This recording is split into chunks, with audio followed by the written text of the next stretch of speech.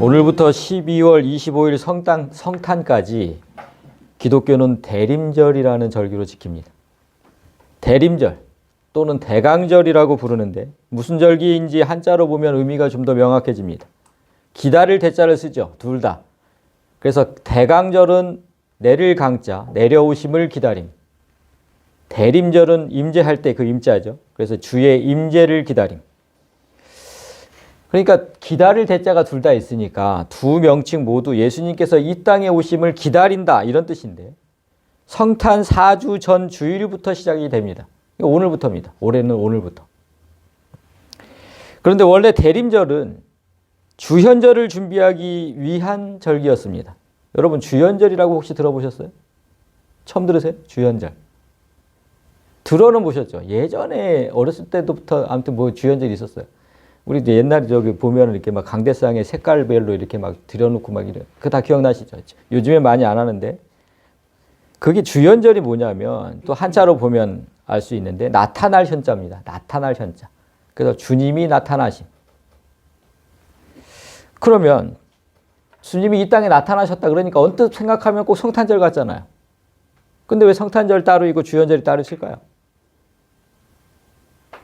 성탄절이 예수님께서 사람으로 이 땅에 태어난 날을 기념한다면 주현절은 예수님의 신성, 그러니까 하나님이심, 그 하나님이심이 공식적으로 사람 앞에 나타난 날을 주현절이라고 해요. 사람으로 태어난 날은 성탄절, 하나님으로 사람 앞에 보인 날은 주현절. 이렇게 되는 건데 그러면 그 날이 언제일까요? 주현절이 날이 언제냐면 성탄절로부터 12일이 지난 날 1월 6일이었습니다. 1월 6일. 그게 주현절이었어요. 그런데 그날이 꼭 주일이 아닐 수 있잖아요. 1월 6일이니까. 주일이 아닐 수 있어서 1월의 첫 주일로 지키기 시작했어요. 그게 이제 주현절, 주현주일. 이렇게 1월의 첫 주일. 예수님께서 사람에게 하나님으로서 처음 나타난 날이 언제냐? 그러니까 응애하고 태어난 날 그날 말고 하나님으로서 사람에게 처음 보인 날이 언제냐? 여러분 언제일 것 같습니까? 하나님으로서 사람에게 보인 날. 언제일까요?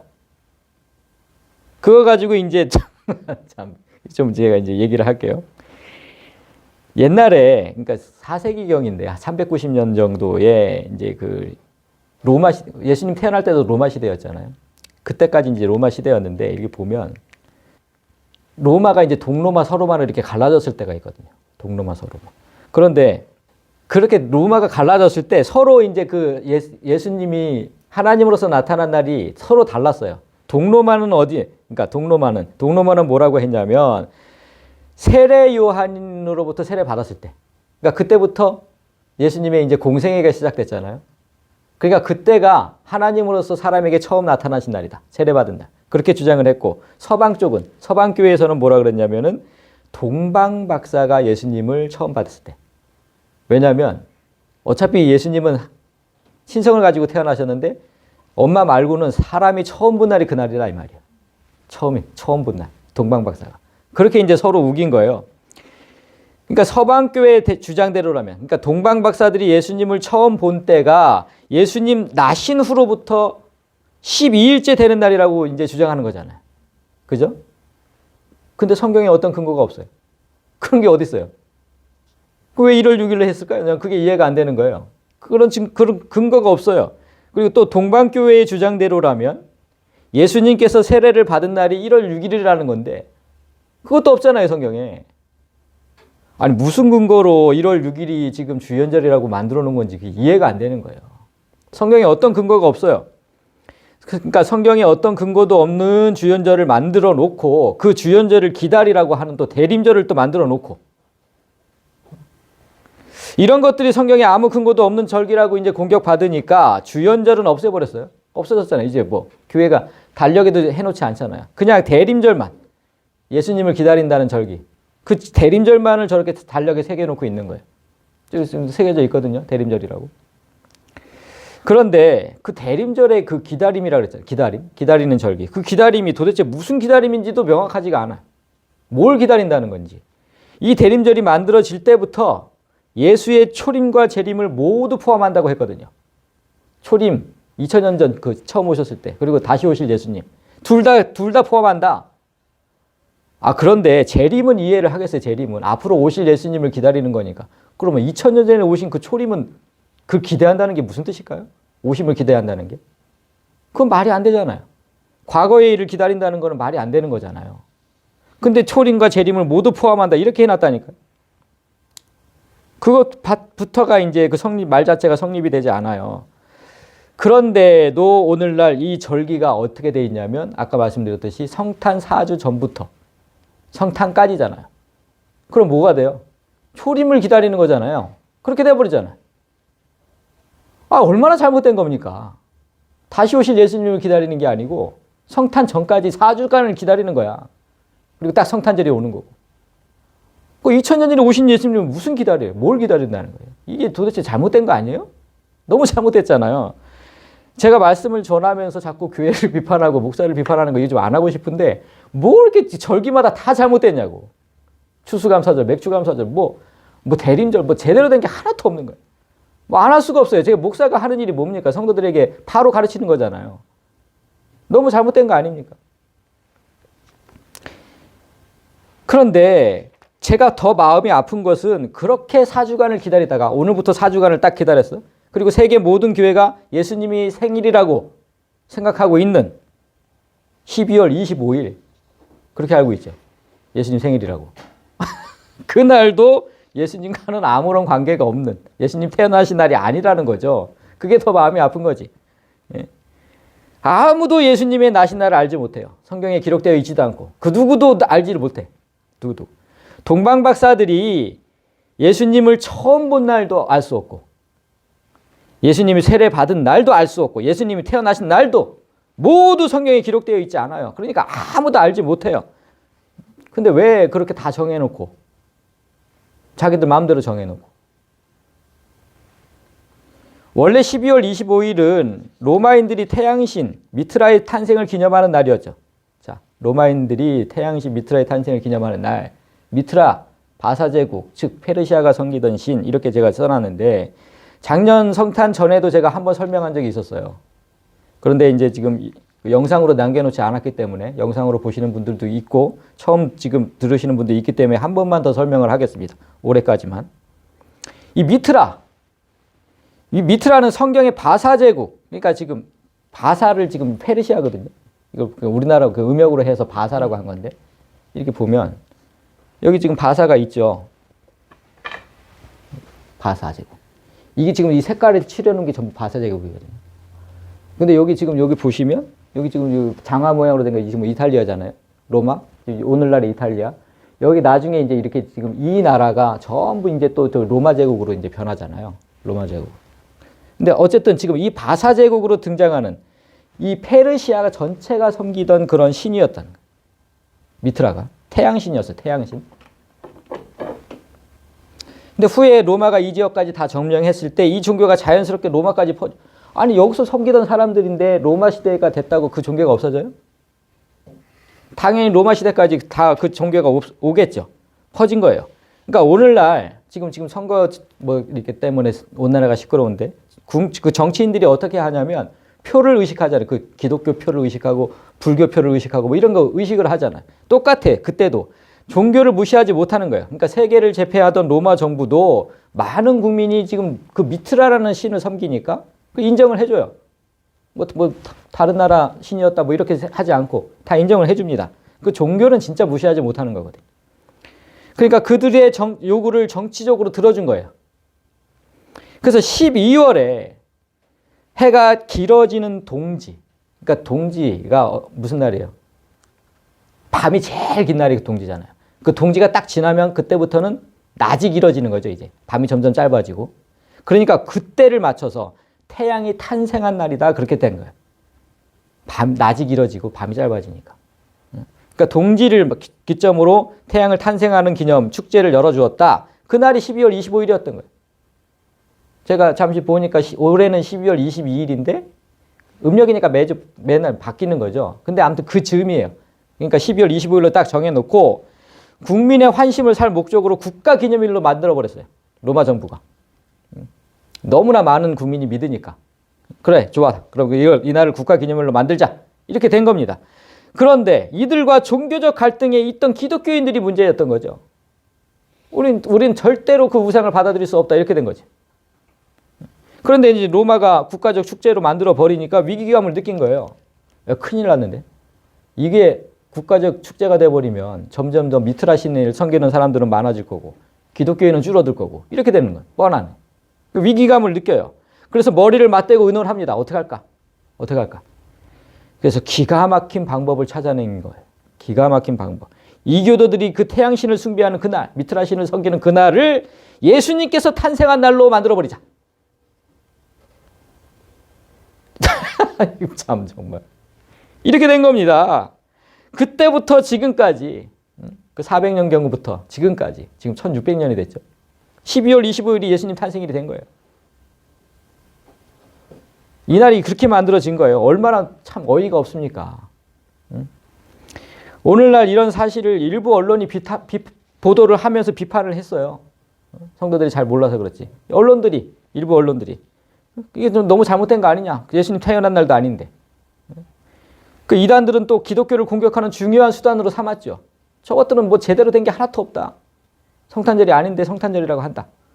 뭐 이단들이 항상 공격의 수단으로 삼아요. 그러자 언론도 비판하고 이단들도 비판하자 우리 기독교 지도자들이 이렇게 항변해 왔어요. 이렇게. 성탄절은 태양신 숭배하고는 아무런 관련이 없습니다. 이날, 그러니까 12월 25일은 태양신을 숭배하는 자들을 기독교로 흡수시키기 위해서 교회가 기도하면서 만든 날입니다. 이러한 교회의 노력은 대성공을 거둬서 지금 성탄절은 세상 모든 사람에게 그리스도의 탄생 기념일로 기억되고 있습니다. 그렇죠. 세상 모든 사람들에게 그리스도의 탄생 기념일로 기억되고 있어요. 그러니까 이걸 아주 잘했다는 거예요. 잘했다는 거. 얼마나 잘한 일이냐. 진짜 말은 너무 기가 막히게 잘했어요. 말은. 그런데 제가 이 사람들의 말이 얼마나 잘못된 건지 제가 빗대서 한번 얘기를 해볼게요. 이 사람들의 말이 얼마나 잘못됐는지. 만약 오늘날까지 우리나라에 뭐 세계적으로 성탄절이 없어요. 오늘날까지 성탄절이 12월 25일이 없어. 그러면 우리나라에서 어떤 일이 일어나냐면 석가탄신일은 있어요. 석가탄신일은 4월 초파일이잖아요. 음력 4월 초파일. 계속 조선시대부터 이어져 가지고 그날이 계속 이어진 거예요. 4월 초파일에. 그리고 국가적으로 아주 성대하게 잔치를 열어요. 그렇게 하고 있었다면 우리 마음이 어떨까요? 우리 마음이.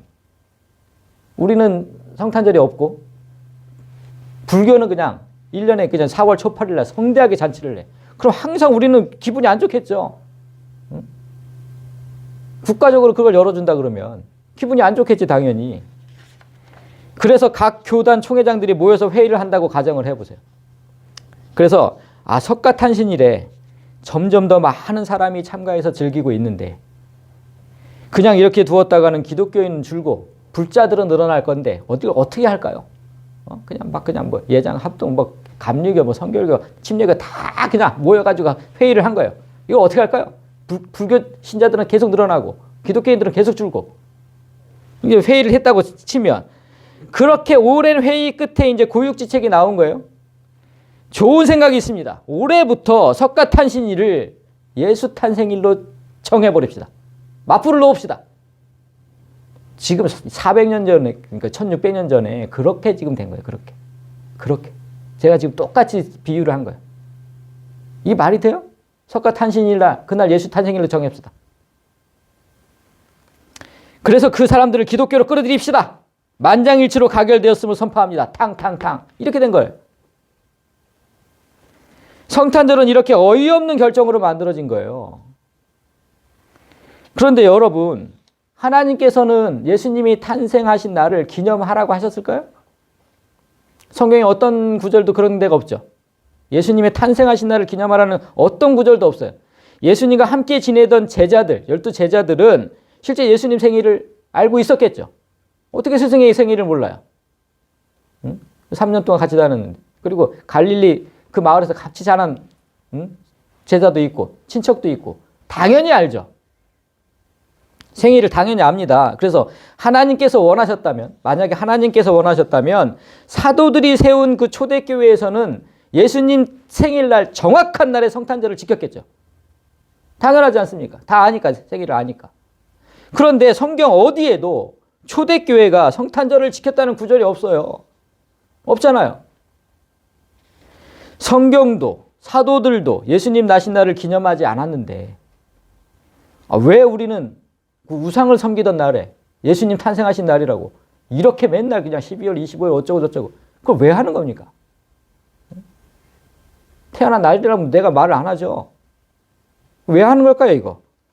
그들이 만든 성탄절에 사람들이 예배의 자리로 오는 게 아니라 오늘날 어떻습니까? 술과 파티로 그냥 얼마나 흥청망청 즐기는지 12월 24일 날 그냥 다들 술이 채가지고 12월 25일 날 여기 앉아있으면 다들 졸고 앉았는데 그걸 뭘 기독교로 끌어들였다고 자부를 하냐고요. 사람들을 기독교로 끌어들인 날입니다. 이걸 자부를 하고 앉았어요. 우리는 이 날이 정말 부끄럽고 창피해야 되는 거예요. 원래는 12월 25일이 태양신을 섬기던 날.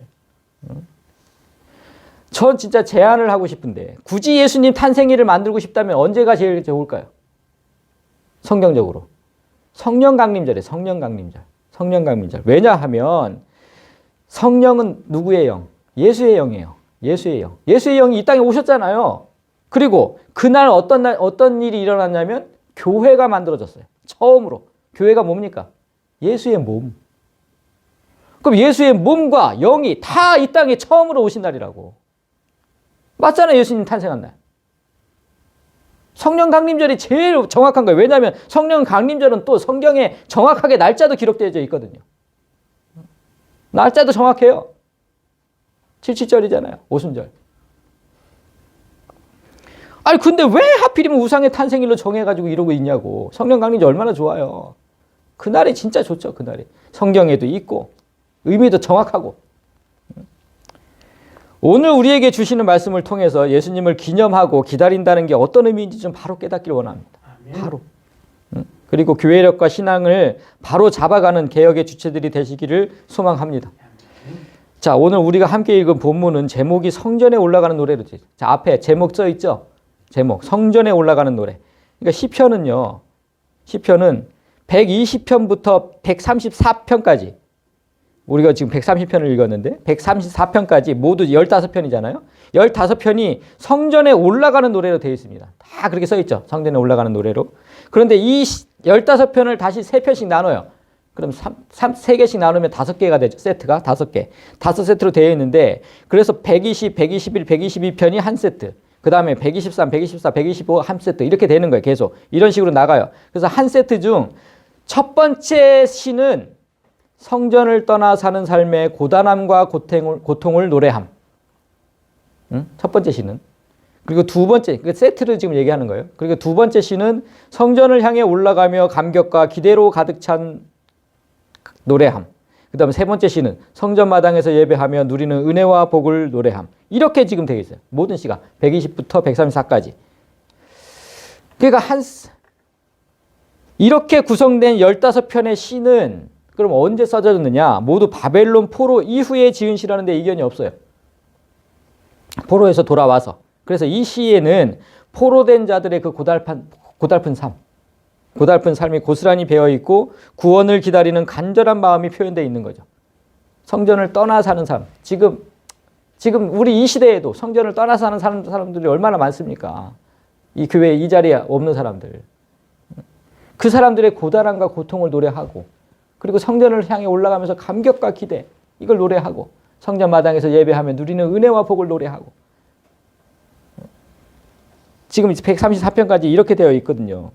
그 중에서 오늘 본문이 130편이니까 세트로 따지면 몇 번째입니까? 이게 쭉 나가서 이렇게 따져보면 두 번째 시예요. 두 번째. 그래서 이 패턴대로 얘기하면 지금 성전을 향해 올라가며 감격과 기대로 가득 찬 노래. 성전을 향해 올라가면서. 지금 이렇게 돼 있죠. 그러니까 포로 시절에 탄식하며 지은 시를 포로에서 돌아온 후에 성전에 올라갈 때마다 부르는 거예요. 너무나 감격해서. 돌아왔잖아요, 이제. 하나님께 돌아왔잖아요. 성전에 올라갈 때마다. 그래서 오늘 본문이 시라는 장르잖아요. 그러니까 이제 우리가 학창 시절에 국어 시간에 이제 시를 공부했던 것처럼 한번 공부를 해보면 첫 번째가 이렇게 됩니다. 1절, 2절의 이제 요점은 제가 이제 파란 걸로 해놓은 거예요. 1절, 2절의 요점. 구원은 하나님을 찾는 것에서부터 시작된다. 구원은. 그래서 여호와여 내가 깊은 곳에서 주께 부르짖었나이다. 주여 내 소리를 들으시며 나의 부르짖는 소리에 귀를 기울이소서. 하나님을 찾는 것에서부터. 여러분 지금 교회에 오시면서 어떤 마음으로 오세요? 어떤 마음으로? 어떤 마음? 매주 마음 깊은 곳에서부터 그러니까 하나님을 찾는 마음으로 오는지 이 교회에 오실 때 어떤 마음으로 오는지 잠깐 생각을 해보자는 거예요. 대부분의 성도가 그냥 주일이니까 주일이 왔으니까 습관적으로 가요. 습관적으로. 주일이니까 당연히 가는 거예요. 그냥 아무 생각 없이. 이렇게 그냥 뭐 여호와여 내가 깊은 곳에서 주께 부르짖나이다. 주여 내가 주님을 찾나이다. 뭐 이렇게 지금 하나님을 찾으면서 오는 사람이 몇이나 될까요? 여기 올 때마다. 우리는 사실 내 삶에 큰 환란이 오기 전에는 절대로 하나님을 잘 찾지 않아요. 그냥 습관적으로 와요. 그냥 습관적으로. 하나님을 찾지 않아요. 하지만 이 시의 주인공들은 내 처지가 어떻든 그것과 상관없이 이제부터 나는 성전에 올라갈 때는 늘 이 노래를 부르겠다고 한 거예요. 내 삶이 평안할 때 뭐 괴롭거나 그런 거에 상관없이. 왜냐하면 한번 겪었거든. 그 고통스러운 포로의 삶을. 이젠 난 늘 하나님을 찾으며 가겠다는 거예요. 이제. 지금 그 시예요. 그 시. 별일 없이 마음이 평안할 때도 예배드리러 성전에 올 때는 항상 이렇게 갈급함으로 하나님을 찾으면서 갈급함으로 주님을 불렀다는 것에 주목해야 되는 거예요. 그렇게 갈급한 마음으로 왔다가 기쁨으로 충만해서 돌아가는 게 그게 예배라는 거예요. 그게. 시인은 지금 인간의 불행하고도 처참한 상황을 뭐라 그래? 깊은 곳으로 표현하고 있거든요. 깊은 곳. 깊은 곳. 구약의 선지자들이 인간이 처한 그 재난의 현장을 주로 깊은 곳으로 표현을 했는데 볼까요? 나는 설 곳이 없는 깊은 수렁에 빠졌어. 깊은 물에 들어가니 큰 물이 내게 넘치나이다. 그러니까 몸부림칠수록 더 빠져드는 수렁. 늪이잖아요. 늪. 이게 막 빠져나오려고 하면 할수록 더 깊이 들어가는 그 수렁. 그리고 섬 하나 보이지 않는 그 망망대해. 망망대해. 바다 깊은 곳에 길을 내어 구속받은 자들을 건너게 하시니가 어찌 주가 아니시나이까. 그런 곳에서 빠져나오시는 사람은 아무도 없어요. 망망대해에서 누가 빠져나와요? 늪에서 누가 빠져나와요? 아무도 없어요. 전부 사람의 힘으로는 어쩔 수 없는 상황을 지금 말하고 있는 거예요. 내가 이 고통스러운 삶에서 좀 빠져나가고 싶은데 나를 도와줄 사람은 아무도 없다니까요. 아무도 없어. 사람은 누구나 이런 깊은 곳에 처해 있을 때가 있어요. 누구나. 잠시 평안한 삶을 살다가도 어느 순간 또 폭풍우가 불어닥쳐가지고 덮치는 삶이 그게 우리잖아요. 언제 그런 게 또 올지 모르고. 옆에서 도와주고 싶어도 사람의 힘으로는 도저히 어쩔 수 없는 그때. 내가 도와주고 싶어도 어떻게 할 수 없는. 진짜 뭐 온몸에 암이 퍼져가지고 그렇게 있을 때. 어떻게 해주냐고 내가. 어떻게. 그 고통의 장소에서 벗어날 수 있는 길은 오직 하나님을 찾는 것밖에 없다는 거잖아. 사람이 할 수 없으니까. 나의 고통과 신음을 들으시고 그 아픔의 현장으로 속히 와주시기를 바라는 그 마음으로 성전에 와야 한다. 그 마음으로. 그렇게 하고 이제 3절 4절로 이렇게 들어갑니다. 그럼 오직 하나님께 구원이 있음을 알 때 우리는 하나님을 찾게 된다. 3절 여호와여 주께서 죄악을 지켜보실진데 주여 누가 서리이까. 그러나 사유하심이 주께 있음은. 여기서 사유는 용서입니다. 용서. 용서하심이 주께 있음은 나를 다시 주를 경외하게 하신다. 사람이 고통의 자리에서 하나님께 구원을 요청하고 그 음성을 들으신 하나님께서 그 자리에 오셨다고 딱 가정해 봅시다.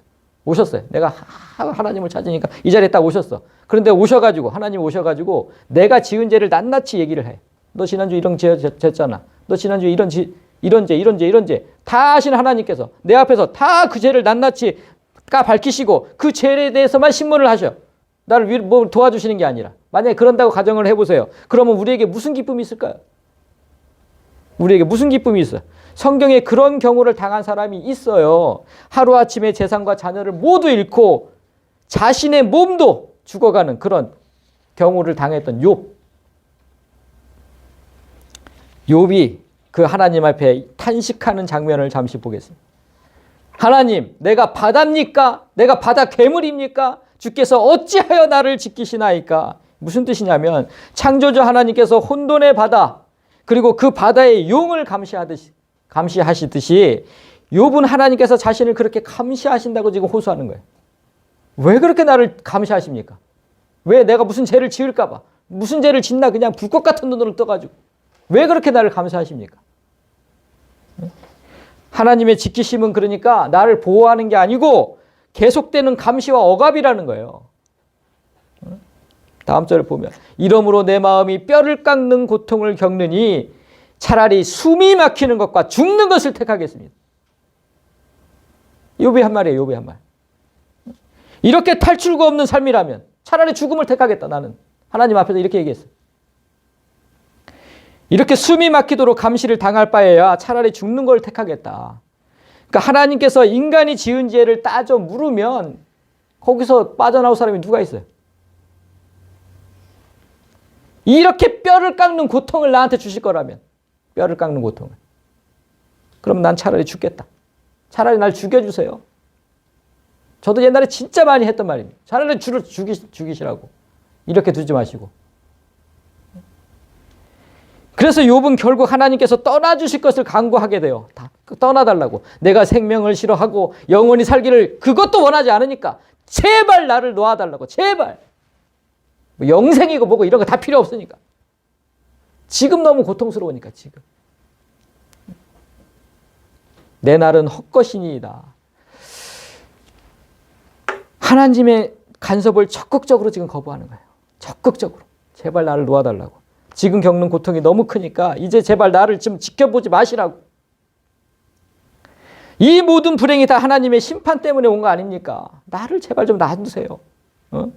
자기가 관심을 좀 끌어달랍니다. 그러니까 지금 내 날은 헛것이니다. 이게 무슨 뜻이냐면 자신은 입김과 같이, 헛것이 원어로 보면 입김이거든요. 입김.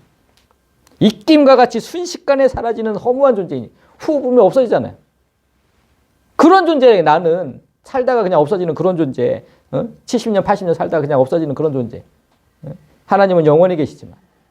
그런 존재인데, 제발 나를 보는 그런 눈높이를 좀 낮춰달라는 거예요. 내가 하나님의 그 정의에 내가 어떻게 부합을 해요?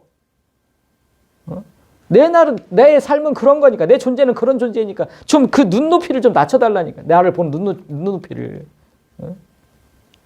사람이 무엇이기에 주께서 그를 크게 만드사 그에게 마음을 두시고 아침마다 권징하시며 순간마다 단련하십니까? 주께서 내게 눈을 돌이키지 아니하시며 내가 침을 삼킨 동안도 나를 놓지 아니하시기를 어느 때까지 하시겠습니까?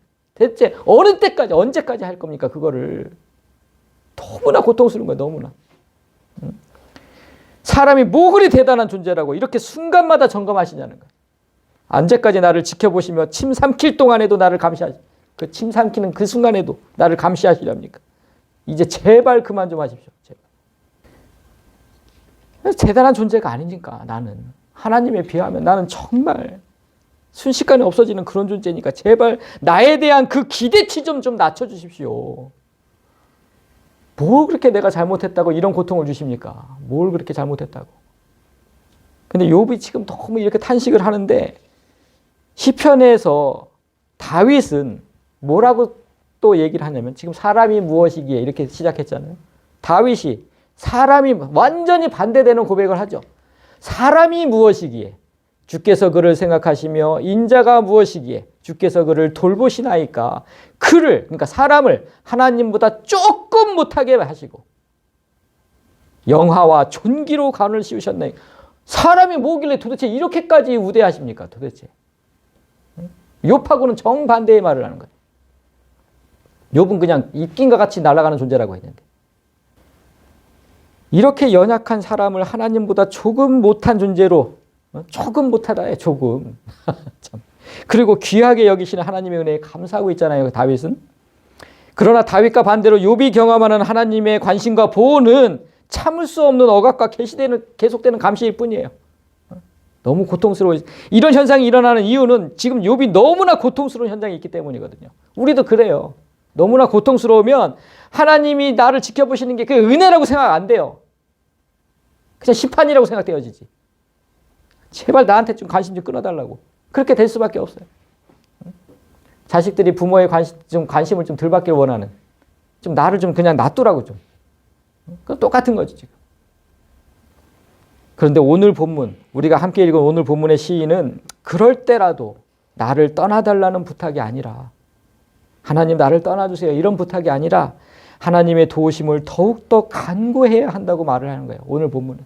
그럴 때 제발 떠나달라고 하지 말고 4절을 보세요. 그러나 사유하심이 주께 있음은 주를 경외하게 하심입니다. 4절. 오직 하나님만이 나를 이 상황에서 구원해 주실 수 있다. 그러니까 그 믿음만이 나를 다시 주를 경외한다고 시인은 말하는 거예요. 그 믿음만이. 용서하심이 주께 있으면, 즉 구원하심은 오직 하나님께 있다. 나를 이 고통 속에서 구원하실 분은 오직 하나님밖에 없다. 너무나 고통스러운 그때도 하나님을 떠나달라는 게 아니라 오히려 하나님을 찾는 거, 적극적으로 찾는 거. 그러면 그래야 된다는 건데, 근데 사실 그게 잘 안 되잖아요. 너무나 고통스러울 때는. 그런 마음이 어떻게 나올 수 있을까? 그런 마음이 어떻게 나올 수 있을까? 그걸 설명하는 게 다음 절이에요. 5절. 나 곧 내 영혼이 여호와를 기다리며 나는 주의 말씀을 바라노다. 그래서 제가 파란 글씨로 이렇게 써놓은 겁니다. 하나님을 기다리는 마음, 그건 말씀의 소망을 둘 때만 가능하다. 그때만 가능한 거예요. 그때만. 기다림의 목적, 여러분 누군가를 기다려 보셨어요? 누군가를? 어릴 적에 우리는 아버지의 퇴근을 기다리는 자녀의 마음이 뭐였냐면 그 누런 봉투에 담긴 치킨? 뭐 이런 거. 어릴 때 아버지의 기다리는 마음. 그리고 연인과의 데이트를 기다리는 사람은 그 사람과의 따뜻한, 그 사람과 나눌 그 따뜻한 사랑, 이런 걸 기다리는 거잖아요. 뭔가 누군가를 기다린다는 건 항상 그 목적이 있는 거잖아요. 우리는 하나님을 기다리는 이유, 무언가를 기대하기 때문이에요. 하나님을 기다리는 이유는 무언가를 기대하기 때문에, 뭐 하나님의 복 주심을 기대하는 사람들이 있을 것이고, 이 땅에서의 복, 우리의 건강, 자녀의 복, 그런 거 다 기대하는 사람이 있을 거고, 하나님께서 능력 주시기를 기대하는 사람들도 있겠죠. 능력 주심을. 그러나 오늘 본문의 시인은 그 무엇보다도 다른 거 다 필요 없고 뭐라 그래요? 나는 오직 주님의 말씀을 기대하면서 기다린다는 거예요. 난 주님의 말씀만을 기대한다. 깊은 곳, 큰 고통을 당하는 그 현장에서 직접적으로 구할 것이 너무나 많지만, 하나님 제발, 쫄딱 망했으니까 제발 돈 좀 주세요 할 수도 있고, 온몸에 암이 퍼졌으니까 건강을 주세요 할 수도 있고, 그렇게 다 할 수 있지만 나는 오직 말씀을 바라겠다. 말씀을. 왜 이렇게 돼요? 왜? 말씀을. 하나님을 기다리는 마음은 말씀의 소망에 둘 때 가능하기 때문에 그런 거예요. 이게 없으면, 이게 전제가 되지 않으면 하나님을 기다리지도 않아요. 말씀, 여기서 말씀이라고 했잖아요, 지금. 말씀의 어원을 뭔지 아세요, 여러분? 지금 다바르라고 지금 원어가 다바르인데, 어원이 정돈하다, 인도하다 이런 뜻이에요. 말씀의 어원이. 그러니까 어디에서 나왔냐면 뭔가를 정돈해. 막 어지럽는 거를 정돈해. 그리고 인도하고. 그 말씀이 여기서 나온 거예요. 그래서 창세기 1장 1절에 우리가 제일 잘 아는 말씀, 태초에 하나님이 천지를 창조하시니라 땅이 혼돈하고 공허하면, 다 그냥 어지럽혀졌어. 지금처럼 정리된 게 아니고. 흑암이 깊음 위에 있고 하나님의 영은 수면 위에 운행하시니라. 하나님이 이르시되 빛이 있으라 하시니 빛이 있었고. 그러니까 하나님의 말씀은 혼돈하고 공허했던 무질서를 질서로 다 바꾸시고 어둠에서 빛으로 인도하는 그 능력이 있다는 거예요. 말씀은. 그래서 아까 이 다바르가 나온 거예요, 이게. 정돈하고 인도하시는. 우리 삶에 어떤 폭풍우가 몰아쳐도, 모든 것이 혼돈하고 어지럽게 됐어도 다 망가져버린 것 같아, 이제 막 내 인생이. 그럴 때 그 난장판된 현장을 다시 정돈된 삶으로 바꾸시는 건 오직 말씀뿐이다는 거예요. 말씀뿐이다. 그래서 다바르가 된 거예요. 말씀. 그 뭐라 그러십니까 지금? 이르시되. 이게 말씀이잖아요. 말씀으로 하신 거잖아요. 말씀으로. 빛이 있으라 하면 빛이 있는 거예요, 그냥. 아무것도 없는 곳에서. 이게 말씀이잖아요.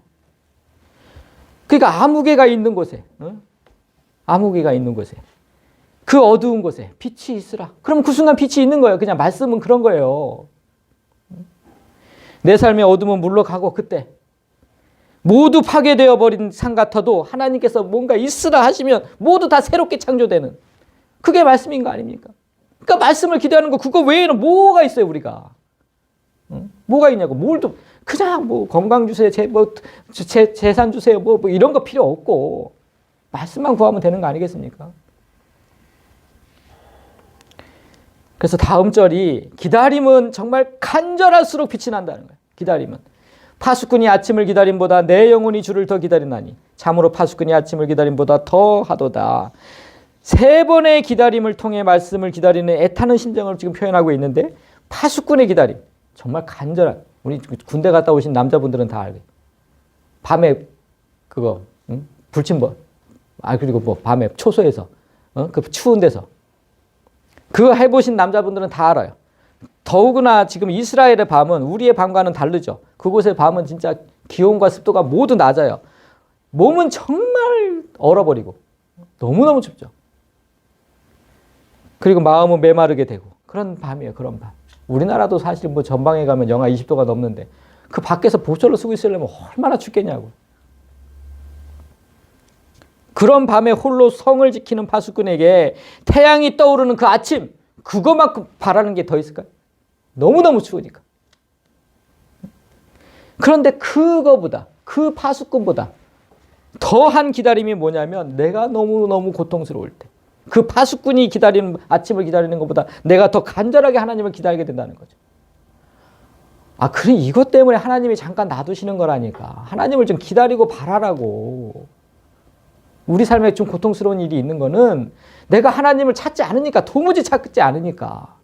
그래서 그런 고통의 순간을 좀 놔두신 거라고. 좀 찾으라고. 나를 좀 찾으라고. 응? 이 기다림은 오지 않을 걸 헛되이 기다리는 게 아니에요. 왜냐하면 아침에 태양이 떠오르지 않을 걸 아침에 태양이 떠오를 것을 의심하는 사람이 있어요? 아침에 태양이 안 떠오를 거라고? 그런 걸 의심하는 사람이 있냐고. 지금 그 얘기를 하는 거예요. 그 얘기를. 지금 시인이 말하고자 하는 건 아침에 태양이 한치의 의심도 없이 떠오르듯이 지금 우리의 삶에도 그렇게 한치의 의심 없이 하나님의 구원하심이 이를 거니까. 반드시 오실 거니까. 내 삶에. 그렇게 기다리라. 그렇게 기다리자. 아침이 태양이 떠오르듯이 반드시 올 거니까. 우리가 때로는 낙심하고 절망할 수 있습니다. 파수꾼의 아침에 더디 오는 것처럼 정말 안 오잖아요. 진짜 1시간이 무슨 10시간 같이 느껴지잖아요. 그렇게 더디 오는 것처럼 느껴지지만 우리의 구원도 그렇게 너무나 더디 오는 것처럼 느껴질 수 있어요. 왜 하나님은 이 고통의 순간에서 빨리 건져주지 않을까? 진짜 그렇게 더디 오는 것처럼 느껴질 수 있어요. 그러나 분명한 건 뭡니까? 때가 되면 반드시 태양은 뜬다는 거예요. 반드시 뜬다. 조금만 더 인내하면서 기다리면 반드시 온다. 반드시. 그래서 마지막 개인의 구원은 택하신 자들의 구원 가운데 있는 것이다. 이스라엘아 여호와를 바랄지어다. 여호와께서는 인자하심과 풍성한 속량이 있음이라. 그가 이스라엘을 그의 모든 죄악에서 속량하시리로다. 왜 갑자기 7절 8절에서 지금 이 시인이 자신의 구원에서 교회의 구원으로 시선을 돌릴까? 이스라엘은 지금 택하신 백성 우리예요. 우리. 갑자기 자신의 지금 그 고통스러운 자리에서 이스라엘아 여호와를 바랄지어다 이렇게 가고 있어요. 왜 이럴까요? 왜? 성도의 구원은 교회를 떠나서는 생각할 수 없는 거예요. 교회를 떠나서는. 이 교회를 떠나서 밖에서 아무리 하나님을 불러도 그건 아무 소용도 없다는 거예요. 나 혼자 예배 드릴 때 그것을 교회라고 하지 않아요. 밖에 나가서 나 혼자 예배 드려. 난 하나님 믿어. 교회 꼭 안 가도 돼. 그거 잘못된 생각이에요. 그걸 교회라고 하지 않아요. 교회의 회자가 모일 회자예요. 모일 회자. 그게 교회인 거예요. 모이는 거. 그러니까 예수님이 뭐라 하셨어요? 2-3 사람이 모인 곳에 나도 있겠다. 나도 있겠다. 그럼 예수님이 나도 거기에 있겠다. 그게 무슨 뜻이에요? 예수님은 곧 구원이시잖아요. 나도 거기에 있겠다. 그러니까 교회에 내가 있겠다는 거예요. 그 구원이 교회에 있다는 거예요. 구원이. 2-3 사람이 모인 곳에 있겠다고 하신 거예요. 분명히 혼자 있을 때 얘기하신 게 아니고. 근데 그런 사람이 너무 많아. 교회 안 가도 된다고. 나는 하나님 잘 믿는다고. 잘못된 거예요. 잘못된 거. 그렇게 지금 시인은 지금 하나님만 바라자고 공동체를 설득하는 거예요. 혼자만의 구원은 없거든요.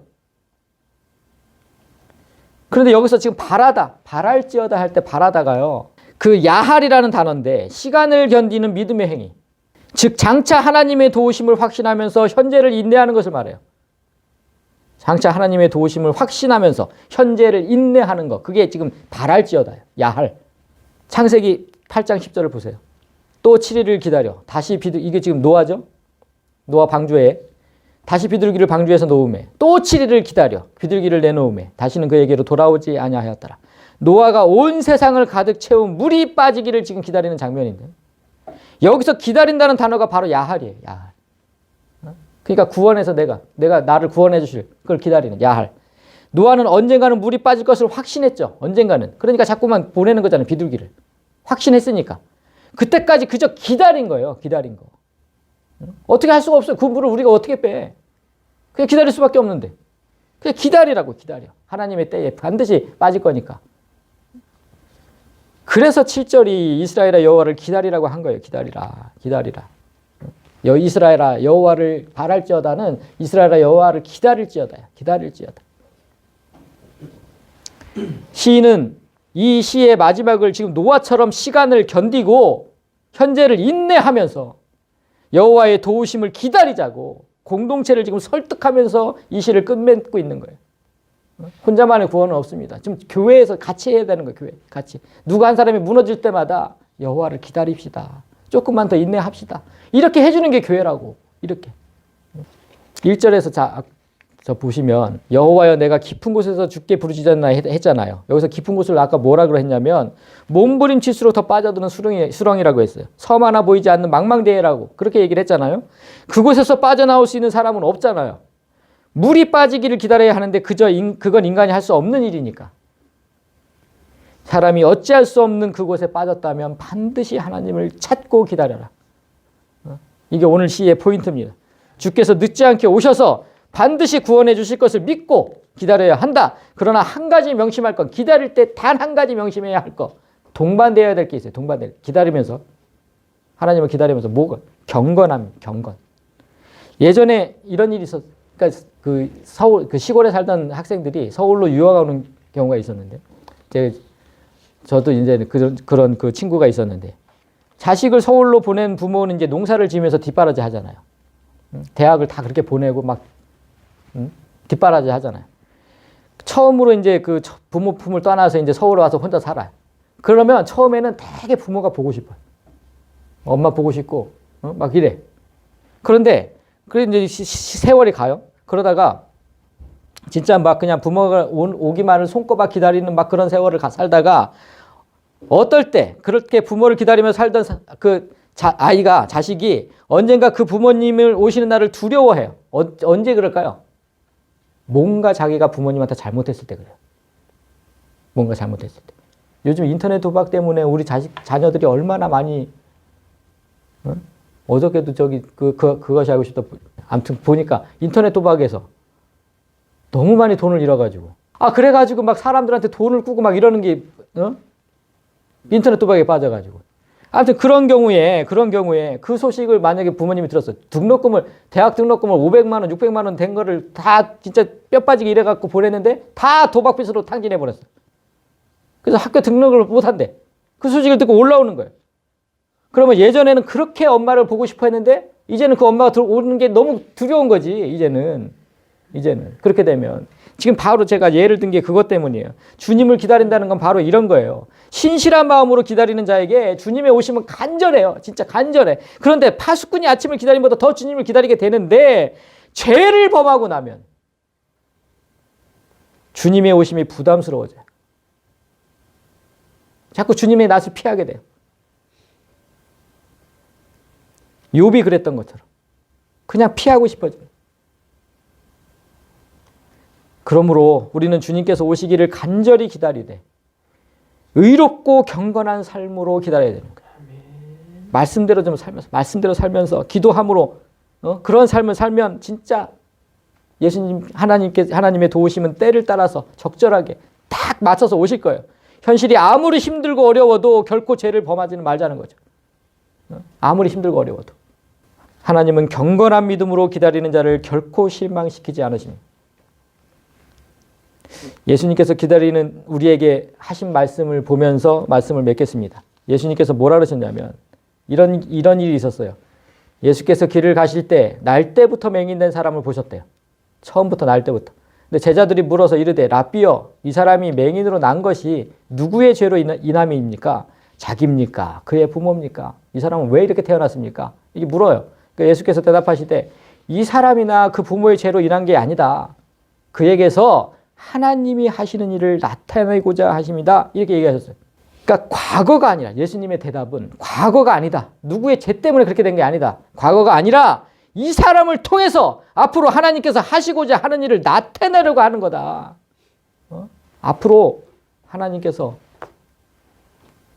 하실 일을 나타내려고 너에게 지금 이런 시련이 있는 거지. 과거에 내가 뭔가를 잘못해서 그것의 보응으로, 심판으로 그렇게 된 게 아니다. 우리는 너무 그런 것 때문에 많이 진짜 괴로워했거든요. 내가 옛날에 이 죄를 지어서 내가 이렇게 사나 보다. 그걸로 많이 괴로워하거든요. 예수님의 이 말씀. 그것 때문에 그런 게 아니야. 네가 앞으로 할 일이 있는데 거기에서 지금 이렇게 깨져야 되는 부분이 있기 때문에 지금 그걸 당하는 거지. 하나님이 하시는 일을 나타내고자 하시려고. 그러니까 과거에서 원인을 찾지 마십시오, 여러분. 지금 여러분이 맹인이 처한 현실처럼 고통의 상태에 있다고 하더라도 과거에서 내가 뭔가 잘못해서 그런가 보다. 그러지 마세요. 욥이 했던 것처럼. 그러시면 안 돼요. 우리에게 행하실 일을 기대하도록 만드신 것을 믿고 인내하면서 기다리십시오. 자, 말씀을 맺겠습니다. 우리는 지금 성탄절, 크리스마스를 기다리는 대림절 기간 속에 있다고 지금 우리 기독교가 얘기를 합니다. 크리스마스는 제가 작년에도 한번 말씀드렸는데 크라이스트, 그리스도죠. 그다음에 마스는 경배하다, 예배하다. 그래서 크리스마스는 그리스도께 예배하는 날. 이런 뜻이에요. 그냥 크리스마스는 그리스도께 예배하는 날. 이 말대로라면 어찌 우리에게 12월 25일만 크리스마스겠냐고요. 어찌 이날만 예수님을 경배하고 예배하겠냐는 거예요. 크리스마스는 이 뜻인데 우리에게는 매일이 크리스마스여야죠. 매일 예수님 경배하고 예배해야죠. 삶에서 예배를 드려야죠. 따라서 우리의 기다림은 오늘 시처럼 예배를 기다리는 게 돼야 되는 거예요. 내 삶도 예배라니까요. 내 삶도. 2000년 전 오셨던, 자, 이렇게 돼, 이 정리예요, 정리. 2000년 전 오셨던 예수님을 기념하고, 기다리는 게 아니잖아요, 과거는. 기념하고, 현재 우리에게 임하시는 예수님을 기대하고, 마지막 날 다시 오실 예수님을 기다리는 거. 이게 정확한 거죠. 이게 정확한 거. 그렇게 기다리면 우리의 숙명이 되어야 되는 거예요. 항상 기다리는. 그래서 우리는 12월 25일 소위 성탄 예배라는 것을 드리지 않습니다. 아무 소용없는, 그날은 아무것도 아니에요. 그냥 그날은. 그러나 성탄절 자체를 없애면 세상 사람들이, 믿음이 약한 사람들이 뭐라 그러냐면 저 교회가 이상하다는 거예요. 그래서 우리는 12월 25일 날에는 따로 모이진 않지만 주일로 드리기로 했습니다. 그죠? 작년부터. 12월 25일 바로 앞 주일날 예수님의 탄생을 기념하는, 지금 기념하는, 그날이 언젠지는 모르지만 그날을 기념하는, 그 탄생을 기념하는 그런 예배로 드립니다. 그러나 제가 바라는 건 이미 오신 예수님, 현재 우리와 함께 계시는 예수님, 가까운 미래 최종적으로 오실 예수님을 기대하고 기다리면서 365일 매일의 삶 속에서 예배하는 그런 교회가 되었으면 좋겠다는 것. 그래서 앞으로 우리 지안교회의 크리스마스 인사는 제가 작년에도 얘기했죠. 메리 크리스마스가 아니죠. 매일 크리스마스입니다. 매일 크리스마스. 매일 예수님께 경배하고 예배하는 그런 매일 크리스마스가 되기를 진심으로 소망합니다. 아멘.